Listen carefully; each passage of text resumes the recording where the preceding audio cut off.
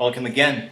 Today we return to study the Hardy Weinberg principle, this time with an actual example of an artificial enclosure housing a mouse population, a mesocosm if you will. If you need to look over the Hardy Weinberg principle, you can click right here to go back to my earlier lesson on this topic. For a given population, the total number of two alleles can be given as P plus Q equals to 1, which represents the whole population. And the various genotypes that can exist in that population are P squared plus 2PQ plus Q squared all equals 1. But for this Hardy Weinberg principle to hold, there are certain assumptions that we must make.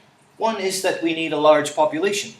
There must be random mating, no emigration or immigration, no mutation, and no natural selection. Our mouse enclosure, or mesocosm, is ideal for this investigation because we ensure that there is no natural selection, and we ensure that there is no emigration or immigration. As far as we can observe, there are no mutations, and as far as we can observe, there is random mating. But the key question is our population large enough to have Hardy Weinberg equilibrium?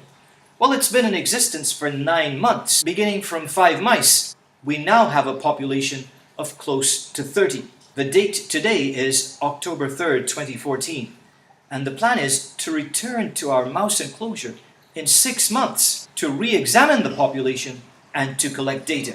So today, we will go into the population and begin from Q squared.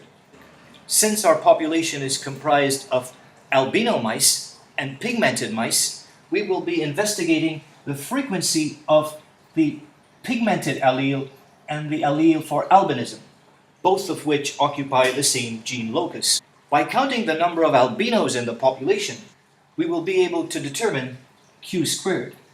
From Q squared, we will be able to determine Q, and then P. Eventually, we will be able to work out P squared, 2PQ, and Q squared.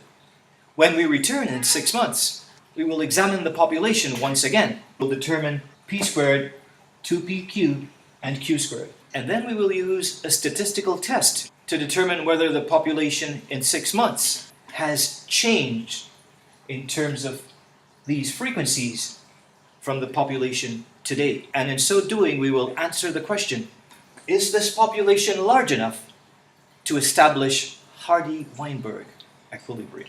Here is the mouse enclosure, and I've removed all of the mice. So let's take a look at the actual mouse population.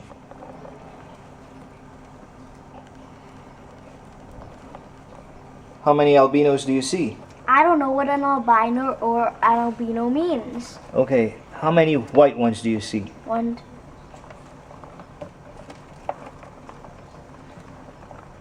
Wait. 10.